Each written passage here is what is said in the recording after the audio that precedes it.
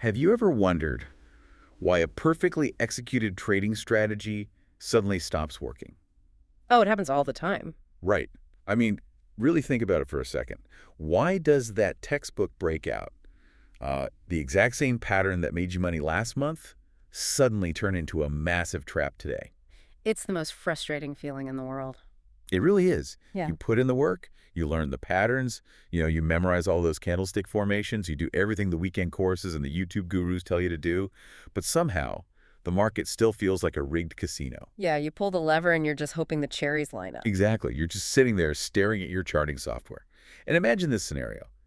You and a multi-billion-dollar hedge fund algorithm, you both spot the exact same mathematically perfect bull flag breakout on a 15-minute chart. Oh, the classic bull flag. Yeah, the volume profile looks great, the moving averages are aligned, and you hit the buy button. But instantly, and I mean literally within milliseconds, the algorithm sells to you, the price tanks, your stop loss is triggered, and you are trapped. Why did that happen? You both saw the same shape. Because the algorithm wasn't reading the shape, it was reading the room. Let's zoom out for a second, because that is the entire mission of today's deep dive. Yeah. We are uncovering what we call the invisible trap of identifier thinking. It's a massive trap. And we are introducing something far more robust, which is the campaign framework. And just to be completely clear right up front, we are not going to teach you a new proprietary technical indicator today. No, please no more indicators. Right. We aren't going to tell you to change your moving average from a 50-day to a 34-day exponential or, add another Bollinger Band to your screen. This is about fundamentally rewiring how you view the market's movements from the ground up. Which is so desperately needed, honestly, because that scenario you just described, that is the daily reality for millions of retail participants out there. It really is. They're essentially bringing a geometric shape to a liquidity fight. I love that phrase, bringing a shape to a liquidity fight. It's true, though. The algorithm understood the broader environment surrounding that pattern. It recognized that the buying pressure was entirely artificial or maybe just exhausted. Yeah. And it used the retail trader's textbook pattern as the exact precise moment to unload its own massive position. I mean, it needed a buyer, and the chart pattern basically manufactured one. It's brutal. And it creates this tremendous amount of psychological friction for you as a trader. You feel like you are following the rules of the game to the letter. Absolutely. You're executing with discipline, and yet the market seems to just arbitrarily punish you. It leaves you staring at the screen, questioning your own execution. You start thinking, was my entry a millisecond too late? Exactly. Did I misread a microscopic tick on the stochastic oscillator? But we need to shift away from that. We're talking about shifting from a mindset of isolated knee-jerk reactions to one of structured strategic participation. And before we can even begin to construct that better framework, we have to understand the trap most participants are stuck in. Because it's a trap that feels dangerously, incredibly logical to the human brain. So let's pull apart this identifier trap. When we say identifier mindset, we're talking about the foundational way almost everyone is trained to approach the market from day one. The very first thing you learn. Right.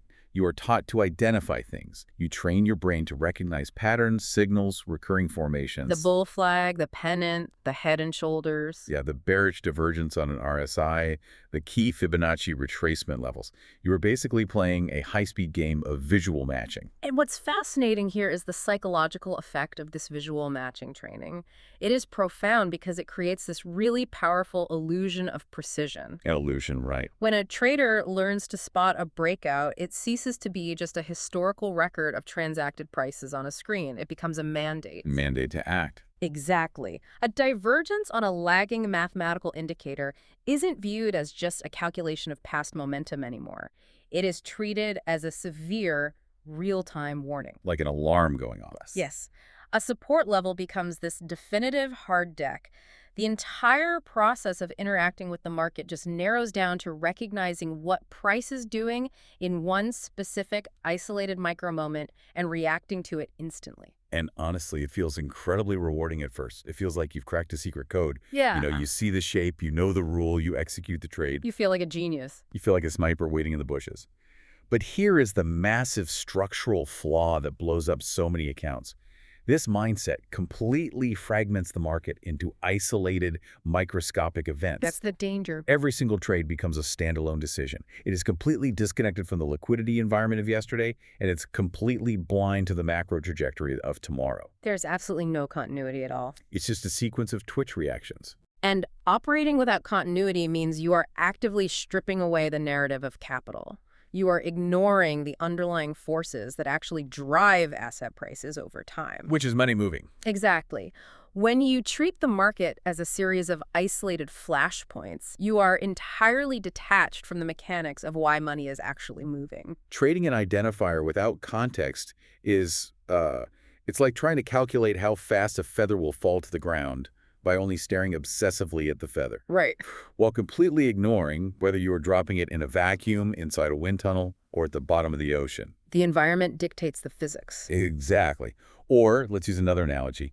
Imagine trying to navigate a massive, sprawling, totally unfamiliar city. But instead of a GPS, you're only allowed to look at highly zoomed-in Polaroid snapshots of individual street corners. That sounds like a nightmare.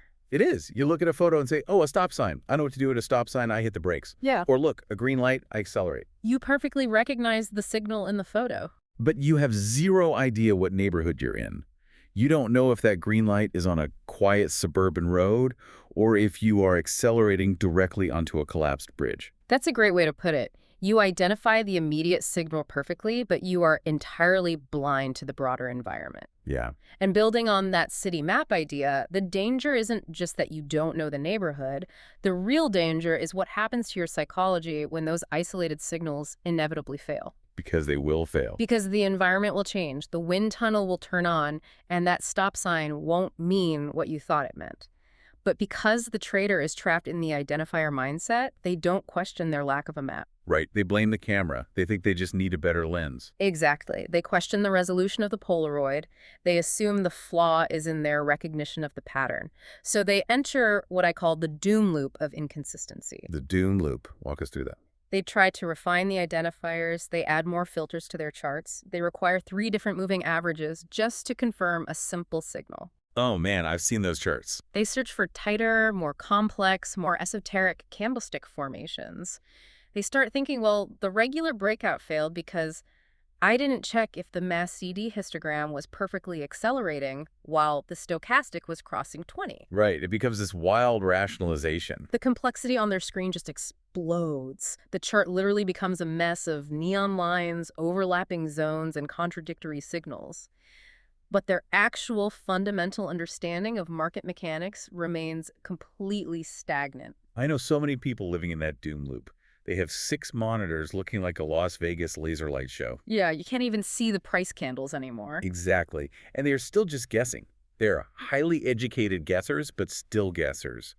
So if adding more indicators and complex math to the chart doesn't work, what is actually missing? The context. Right, the environment surrounding the signal. Now here's where it gets interesting. Because we aren't saying identifiers and charts are garbage. No, not at all. Identifiers are not useless. They are just deeply, fundamentally incomplete on their own. Incomplete. Okay, explain that. An identifier, whether it's a triangle pattern, a doji candlestick, or a volume spike, can perfectly describe what the price looks like right now. It is a factual, historical representation of transacted price action. The what? Yes, the what. But it cannot, under any circumstances, explain why the price is behaving that way, or who is driving that behavior. The what versus the why. Which brings us to the context paradigm. You have to understand that the exact same technical pattern, mathematically identical pixel for pixel on your screen, can produce diametrically opposite outcomes. Depending entirely on the underlying macro condition. Precisely. Let's look at the mechanics of a classic breakout. You have a resistance level, and price pushes through it on high volume. A textbook long setup. If that breakout occurs during a market phase of expansion, meaning a period where fresh institutional capital is actively entering the market, seeking yield, and reinforcing a broader macro trend, that breakout will likely follow through beautifully. Because there is actual cash on the bid side of the order book supporting the move. Exactly. It's real money pushing the price. It's the green light on the empty highway on-ramp. You hit the gas, the car grips the road, you just go. But take that identical breakout, the exact same geometric structure on the chart, the exact same volume profile on the micro level, and place it in a phase of exhaustion. Okay, define exhaustion for us. This is a phase where market participation is already heavily crowded. Everyone who wants to be long is already long. Liquidity is drying up, and the underlying macro momentum is contracting. So there's no new money coming in. Right. In that context, the breakout becomes a manufactured trap. Market makers push the price just above resistance to trigger retail buy stops, creating the liquidity they need to unload their massive positions. Oh, wow. So they use your breakout to exit their trades. Exactly. It's the exact same identifier, but because the environment has changed, its significance has completely inverted. Wait, hold on. Let me stop you there because I want to play devil's advocate for a second. I'm putting myself in the shoes of a day trader listening to this. Sure. If I'm scalping the NASDAQ for 20 points, or I'm in a trade for maybe 45 minutes tops, why on earth do I care about a global macro expansion or a 6-month liquidity cycle? That is the most common pushback. Right. Doesn't macro only matter to swing traders and giant hedge funds? If the chart doesn't tell us the difference between expansion and exhaustion in the next 5 minutes, where is this magical context coming from, and why should a short-term trader care? It's a fair question, but it fundamentally misunderstands how market structure works. Markets are not closed, random number generators producing shapes for you to scalp. They aren't just squiggly lines. Price moves for one reason: capital flows. Money is physically moving from one account to another, and capital flows because it is responding to real-world drivers, incentives, constraints, and expectations. Even on the micro time frames. Especially in the micro timeframes. Even if you are trading for 45 minutes, you are interacting with algorithms and market makers whose parameters are dictated by those massive macro forces. So you're saying the big macro weather system creates the microclimate the day trader is operating in. Let me give you a perfect historical example. Take the central bank liquidity regimes of 2020 versus 2022. Oh, night and day. Exactly. In 2020, during the massive COVID quantitative easing phase, central banks were flooding the system with trillions of dollars of cheap capital. Right. That is a massive expansionary context. Institutional algorithms were programmed to buy every single micro dip. If you bought a 5-minute breakout, it worked because there was a wall of central bank-induced liquidity acting as a trampoline underneath the market. Everyone felt like a genius in 2020. I mean, you could literally throw a dart at a chart and make money. But contrast that with 2022, when central banks pivoted to aggressive rate hikes and quantitative tightening. The music stopped. They started destroying liquidity. That is an Wow. exhaustion phase. The margin that massive institutions used to buy dips was physically removed from the system. Wow. So when that exact same textbook breakout triggered on your 5-minute chart in 2022, there was literally no institutional cash on the other side to absorb the selling pressure. The breakout failed instantly and the market rolled over. Because the order book physics were completely different. The pattern was identical. But a shift in interest rate policy moves the market. The chart pattern is just the footprint that the moving capital leaves behind in the sand. That is a staggering realization. The pattern is just the footprint. That's all it is. So if you are just staring at footprints, but you have no idea if it's a dinosaur or a mouse making them, or, if a tidal wave is about to wash them away, you are flying completely blind. You can't just stare at the dirt. Right. But the real story is how we actually adapt to this reality, practically speaking. We need a radar for the dinosaur. Mm-hmm. And that brings us to the solution, the campaign mindset. The campaign framework is the structural antidote to the identifier trap. It is a complete operational shift. Okay, let's break it down. First, let's define what it is not. A campaign is not a single trade. It is not a setup. You don't take a campaign the way you take a moving average crossover. What are we actually building then? Give me the blueprint. A campaign is a structured, systematic participation in a broader market move. It is built around a coherent, evidence-based macro narrative, and it develops over a period of time. Okay. When you adopt this mindset, you are fundamentally changing your core unit of analysis. Meaning you change what you are actually measuring and judging on a daily basis. Exactly. Instead of looking at a chart and asking the isolated binary question, is this specific pattern valid right now? Your new baseline question becomes, where does the market currently stand within this larger, unfolding macro movement? That's a huge shift in perspective. You are no longer hunting for standalone events. You are evaluating an ongoing progression. It's the difference between an overarching military campaign orchestrated by a general versus a single isolated skirmish in the woods fought by a lost soldier. I like that analogy. Right. Because if you are just a soldier reacting to the sound of a twig snapping, You are firing in all directions. You're getting exhausted, you're burning through your ammo, and you are living in a state of tear stress. That's the identifier trader reacting to every 1-minute candle. Exactly. But if you are the general, you aren't just reacting to twigs. You have a thesis about the entire terrain. You know what season it is, you know where the enemy's supply lines are, you know the broader objective. And you expect the skirmishes. You might still engage in small tactical skirmishes, but they are part of a massive, cohesive strategy. You aren't surprised by the terrain because you are reading the topographical map, not just staring at the dirt in front of your boots. Taking that military map analogy into the financial markets, we have to talk about how you actually build that map. It requires looking at the actual engines of liquidity. Let's get into the mechanics of that. If you want to know if a campaign is viable, you don't start by looking at a 15-minute chart of the S&P 500. You start by looking at the cost of money and the flow of credit. Okay, let's get granular here. If I'm listening to this and I want to start building my map tomorrow morning, what specific instruments am I putting on my dashboard? What am I looking at before I even open my candlestick charts? You are looking at the foundational pillars of macro liquidity. First, you look at the DXY, the US dollar index. The mighty dollar. The dollar is the global reserve currency. When it spikes, it acts like a wrecking ball for global liquidity, constraining capital flows all over the world. So a rising dollar is generally bad for risk assets. Almost always. Second, you look at the Treasury yield curve, specifically the 10-year yield. If the 10-year yield is rocketing higher, the cost of borrowing is rising. Which hurts companies. Directly, it compresses corporate valuations and slows down institutional buying because money is suddenly more expensive. So a rising dollar and rising yields act like a gravitational pull on asset traces. Yeah. They make the wind tunnel blow against you. Precisely. And third, you look at credit spreads, like the ratio between high-yield junk bonds, such as the HYG ETF, and investment-grade corporate bonds, like LQD. Why credit spreads? Because credit markets are the smartest money in the room. They lead equities. If high-yield bonds are selling off relative to safe corporate debt, it means bond investors are panicking and pricing in default risk. And if they are panicking, That means risk appetite is dying. The fuel is being drained from the engine. so if I'm an identifier trader and I see a beautiful breakout on a tech stock, but my macro dashboard shows the dollar is breaking out, the 10-year yield is spiking, and credit spreads are widening rapidly, what does the campaign framework tell me to do? It tells you that the structural environment is hostile.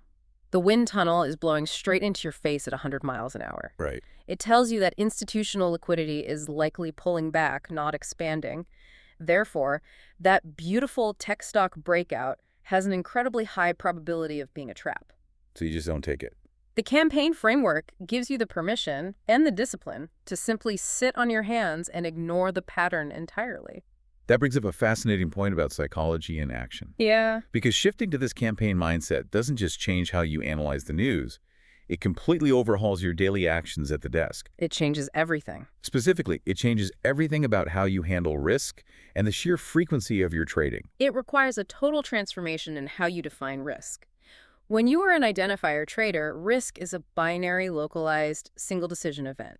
Yeah. You see the flag pattern, you enter the trade, you set a hard stop loss just below it. In that specific moment, on that specific trade, you are either 100% right or you are 100% wrong. And all your emotional capital, all your adrenaline is tied to that single outcome. Which is terrifying, honestly. It's why people sweat through their shirts watching a 1-minute chart tick up and down. Their entire ego and account balance is riding on the next 5 minutes of price action. But in a campaign framework, risk is distributed. It is spread across a sequence of deliberate actions over time. Give me an example of that. Let's say your dashboard analysis shows that credit spreads are tightening, the dollar is falling, and liquidity is entering the market. So you want to build a long campaign in industrial. Okay, the environment is favorable. You don't have to bet the farm on one 15-minute breakout. So how do you actually execute it? Walk us through the position sizing of a campaign. You scale in based on structural confirmation. You might allocate 25% of your intended position size when the asset hits a major macro-supported support zone. So just a starter position. Right. You don't need it to be perfect. You are just establishing a foothold. Then, as the price begins to confirm your thesis and breaks a structural high, you add another 25%. And what if the market throws a curveball? If the macro dashboard starts flashing a temporary warning, say, yield spike for a week due to an inflation report, You don't panic sell everything. Like the day trader would. Exactly. You might hedge 25% of the position or simply hold and wait because your core thesis is tied to a 3-month liquidity cycle, not a 3-minute inflation headline. That makes so much sense. Uncertainty still exists, but you can now respond to it mechanically. You aren't paralyzed by the need to be 100% right on a single trigger pull. You're managing a dynamic portfolio of actions aimed at a strategic goal, rather than treating every trade like a lottery ticket. Which brings up something so many people struggle with: screen time. Oh, screen time is a killer. Does this actually make trading less frantic? Because I know people who feel like they are chained to their desks, terrified to go to the bathroom because they might miss a moving average crossover. The campaign framework completely cures the disease of overtrading. Think about the identifier mindset.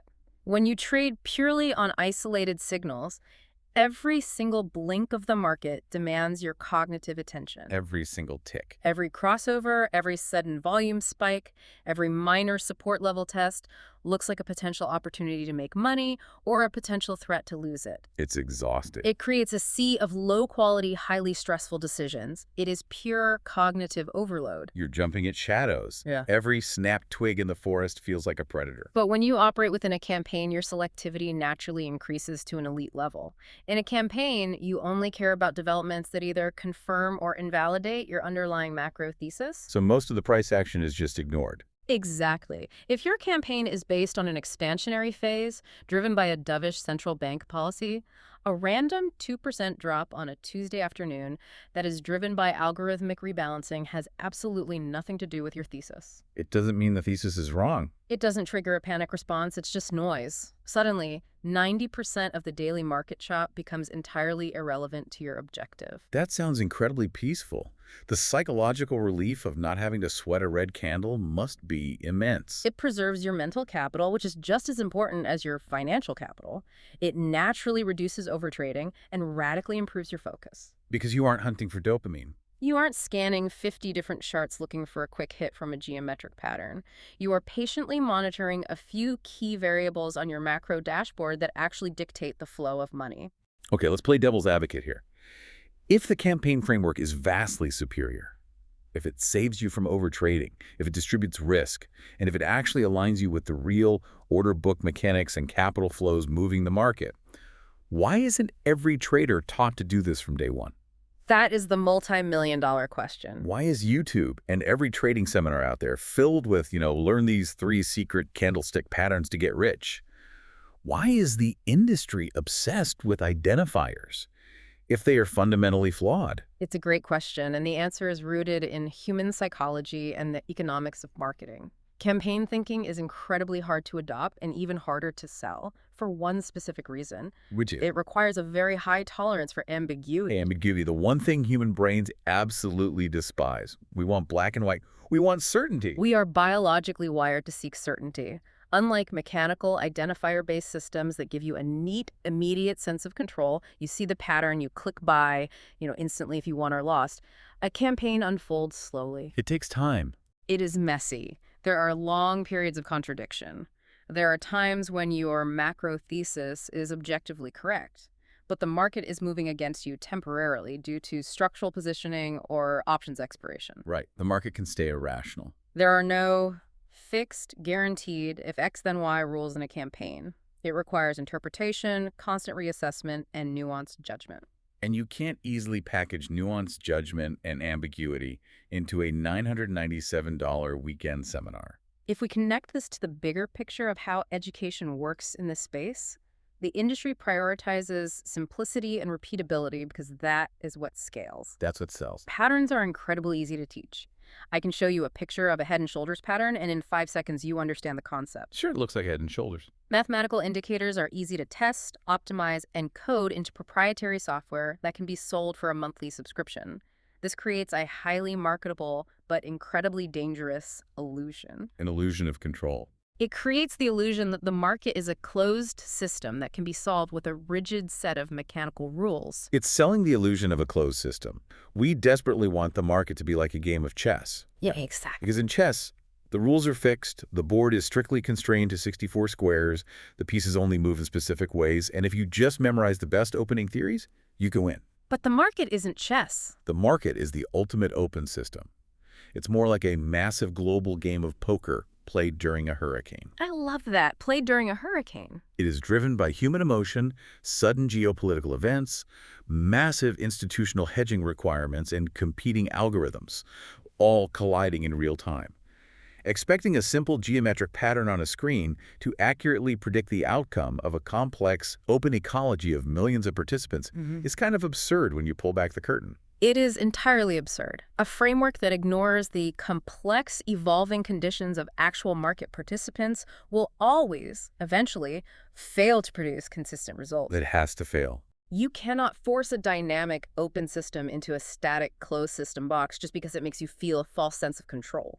Which brings us to a crucial, practical crossroads in this deep dive. Yeah. If we accept that the market is an open system, and we commit to adopting this campaign mindset based on macro context, does that mean we throw away our charting software? Absolutely not. Do we delete all our moving averages, ignore all the candlestick patterns, and just read yield curve data and geopolitical news all day? How do we actually merge these two worlds? You do not throw away your charts. The goal is not to abandon technical tools, but to completely, ruthlessly redefine their role in your workflow. We are demoting identifiers. Demoting identifiers. Explain the hierarchy there. In the old, flawed mindset, identifiers were strategic. They were the generals. They dictated market direction. A moving average crossed or a trend line broke, so the strategy was go long. Right. In the campaign framework, identifiers are strictly tactical. They are the foot soldiers. They no longer have the authority to dictate the overarching market direction or the core strategy. Because direction is dictated by the strategic layer. The underlying macro narrative, the dollar, the yields, the credit spreads. Exactly. The strategic layer answers the big question. Should we be buying, selling, or doing nothing in this asset class over the next 3 months? Okay, so macro tells us what to do. What does the chart do? The tactical layer, the identifiers, the charts, the technical patterns answers a much smaller, specific question.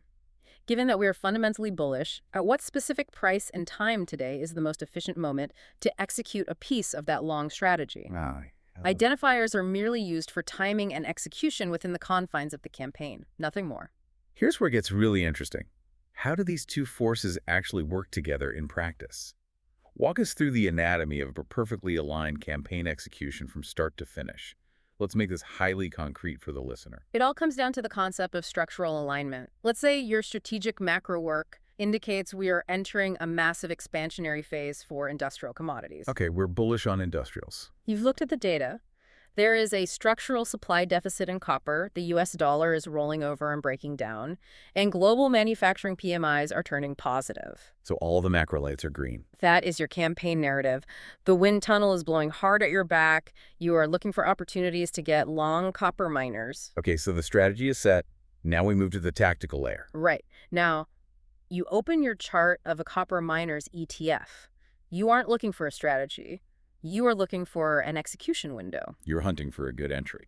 You see, the ETF has been consolidating for 3 weeks, and it is now forming a textbook technical breakout above a key resistance level on accelerating volume. A perfect identifier. You have perfect alignment. The tactical signal, the breakout, is pointing in the exact same direction as the strategic macro narrative. They are saying the same thing. When those two layers align, the probability of success skyrockets. You aren't just trading a pattern hoping for the best. You are using a pattern to precisely enter a massive river of capital flow that was already moving in your direction. The macro data provides the fuel, and the technical chart pattern provides the spark. That is the perfect way to phrase it. But conversely, let's look at a misaligned scenario. Let's say your macro dashboard says we're in a phase of severe liquidity exhaustion. So things are looking bad globally. The dollar is rocketing higher, yields are spiking, credit spreads are blowing out. The broader context is incredibly hostile to risk assets. But you look at your chart of a software stock and you see a beautiful textbook bullish breakout. What do you do? If I'm an identifier trader, I buy the breakout because the chart told me to, and I get absolutely crushed when the market maker fades the move and dumps their shares on me. Correct. But as a campaign trader, you recognize the severe misalignment. The tactical signal is actively fighting the strategic narrative. The spark is there, but there is no fuel. In that scenario, even the most mathematically precise, beautiful-looking candlestick signal will crumble. You simply ignore it. You wait. That requires so much discipline. This is the ultimate evolutionary shift we are talking about. This is the migration from passive recognition to active participation. Passive recognition meaning just sitting at your desk, waiting for a setup to magically appear so you can react to it like Pavlov's dog hearing a bell. Active participation means engaging with the market as an evolving, breathing ecosystem. You are anticipating what is likely to happen next based on the structural coherence of the macro environment. Rather than demanding absolute certainty from a chart. Rather than demanding absolute mathematical certainty from a single 5-minute candlestick. Exactly. True professional trading requires this level of coherence. It's not about knowing exactly what the market is doing this very second.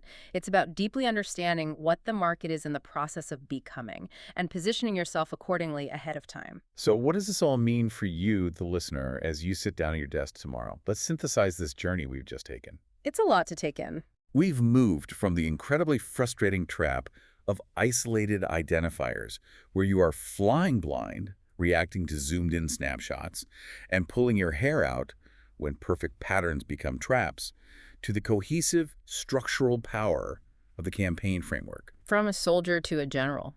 We've learned that operating solely at the level of isolated chart events, just clicking buttons when moving averages cross, is merely activity. It feels like hard work, it generates a lot of adrenaline and stress, but it's not actually moving the needle. It's just spinning your wheels. Operating at the level of macro capital flows, understanding the mechanics of liquidity, monitoring the dollar and the bond market, and distributing your risk intelligently over time.